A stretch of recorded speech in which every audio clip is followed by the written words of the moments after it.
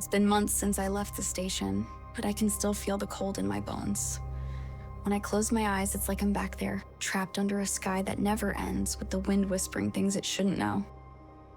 I shouldn't be telling you this. They said it would be better if I forgot, if I moved on. But how do you forget something like that? We weren't supposed to dig so deep. No one knew what was down there, or if they did, they didn't tell us. But there's no escaping it. Antarctica buries its secrets, but when they're uncovered, they cling to you, even when you're thousands of miles away. I thought I'd be safe once I left, but I was wrong. McMurdo Station wasn't anything special at first glance. Just another research outpost in the middle of nowhere, surrounded by endless snow and the occasional penguin colony. But it wasn't the ice or isolation that got to me. It was the quiet. The kind that sinks in so deep it almost becomes a sound of its own, pressing against your skull, heavy and suffocating. I arrived as a mechanical engineer, part of a small team sent to maintain the equipment and help with various projects. The scientists were studying ice cores, drilling deep into the frozen ground to uncover ancient layers of the Earth's history. I didn't care much for their work at first, until I saw what they found.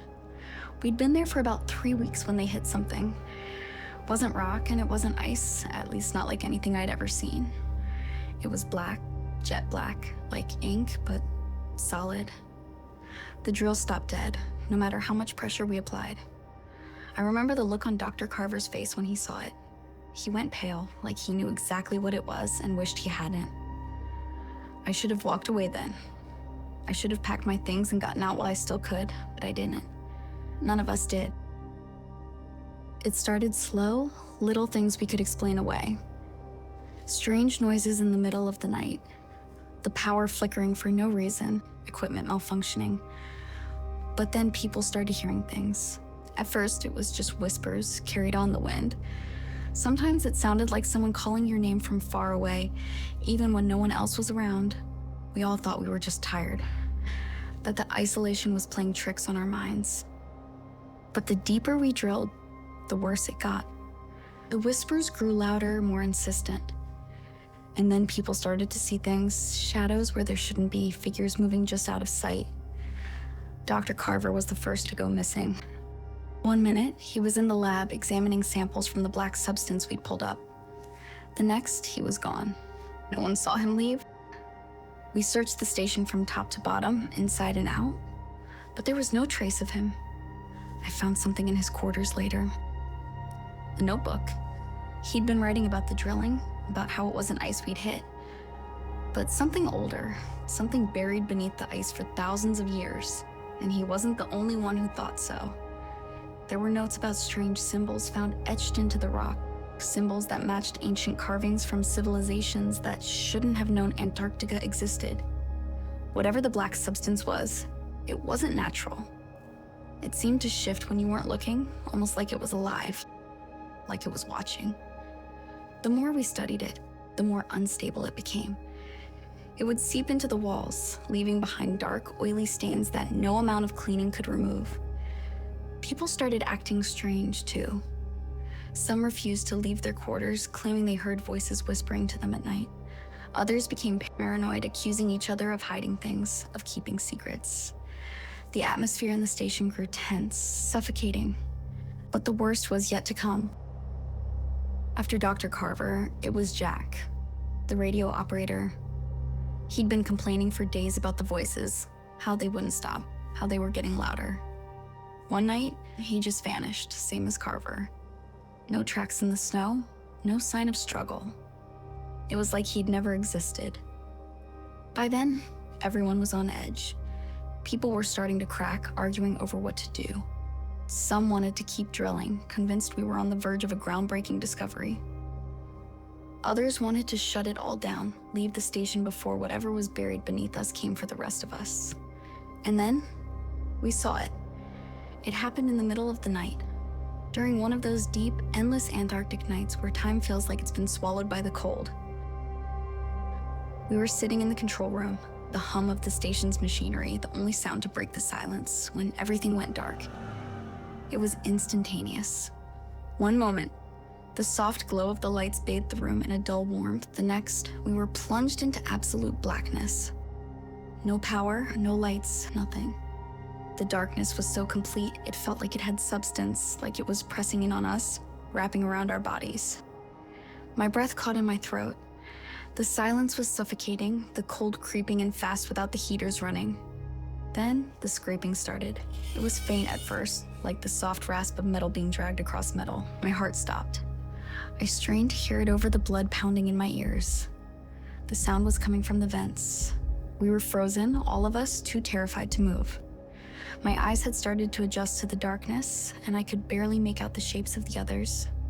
Graham, sitting closest to the wall, his hand clenched tightly around the edge of his chair, and Hannah, who was breathing fast, too fast. "Did you hear that?" Graham's voice was barely above a whisper, but it was enough to send a jolt of fear through me. His eyes were wide, reflecting what little light was left, and his face was pale, even in the dark. The scraping came again, louder this time, closer. It was a deliberate sound, slow, methodical. Whatever was making that noise, it wasn't in a hurry. It was like it knew we couldn't run. The emergency lights should have kicked on by now. There was no reason for the blackout to last this long. My mind raced through the possibilities. Maybe it was just a generator malfunction. Maybe someone was messing with the controls. But deep down, I knew that wasn't it. This wasn't an accident. It was hunting us.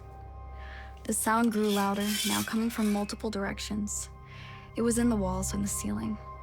The scraping was relentless, a slow, rhythmic cadence that sent chills down my spine. Every nerve in my body screamed at me to move, to do something, but I couldn't. We were paralyzed, like animals caught in a predator's gaze. Hannah whimpered, clutching her arms tightly around herself. What is that?" she asked, her voice barely a breath. I wanted to answer, to reassure her, but the words wouldn't come. My mouth was dry, my throat tight with fear. I knew she wasn't imagining it. We all heard it. We all felt it. Something was coming for us, something that shouldn't exist.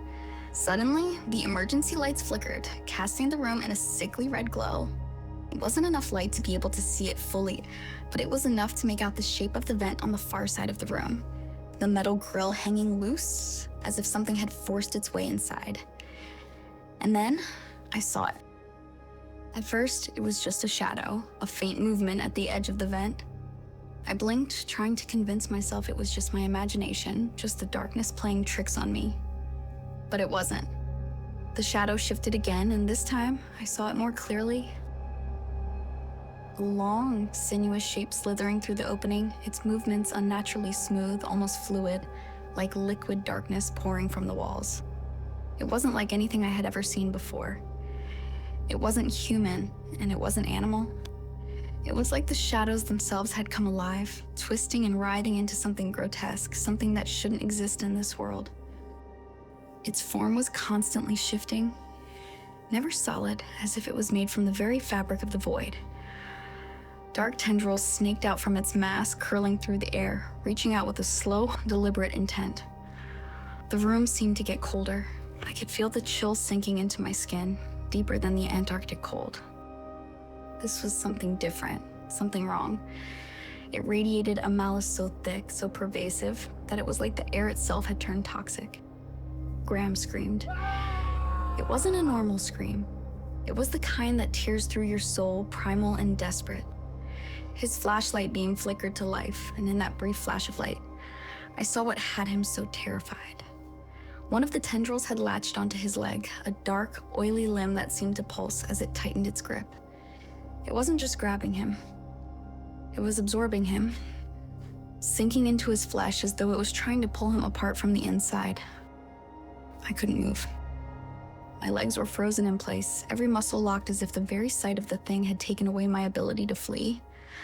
Graham was convulsing now, his body jerking violently as the tendril wrapped itself tighter, pulling him closer to the vent, closer to the thing that waited just beyond the threshold of light. Help me, he shrieked, his voice cracking. But we couldn't. Hannah was pressed against the wall, her hands over her mouth, her eyes wide with terror. She was shaking uncontrollably, tears streaming down her face. She knew what I knew. There was no saving him. I watched in horror as Graham's body was dragged, inch by inch, toward the vent.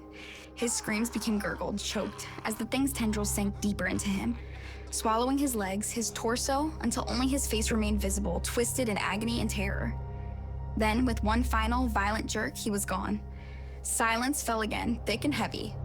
The only sound was the rasp of our breathing, the faint hum of the emergency lights buzzing overhead. The vent was empty now, but the darkness lingered like a stain on the air, as if the thing was still there, watching us from just beyond the edges of our perception. Hannah collapsed to the floor, sobbing quietly. I wanted to go to her to offer some kind of comfort, but I couldn't. My mind was racing, trying to make sense of what I'd just seen, but nothing fit. Nothing made sense anymore. We weren't alone in this station. We never had been. The scraping sound came again, this time softer, more distant, as if it was retreating, satisfied with its prey. But I knew it would be back, whatever it was. Whatever we had uncovered beneath the ice. It wasn't done with us. I tried to steady my breathing, tried to think of a way out, but the fear was too strong. My hands were shaking uncontrollably, my heart pounding so hard it hurt. I could still see Graham's face, twisted in that final moment of horror, his eyes wide and pleading for help that would never come. We were trapped. The thing in the vents, it wasn't going to let us leave. It was just a matter of time before it came for the rest of us, and all we could do was wait. I knew I had to leave. I couldn't stay there any longer. Whatever was happening, it was spreading, infecting the others.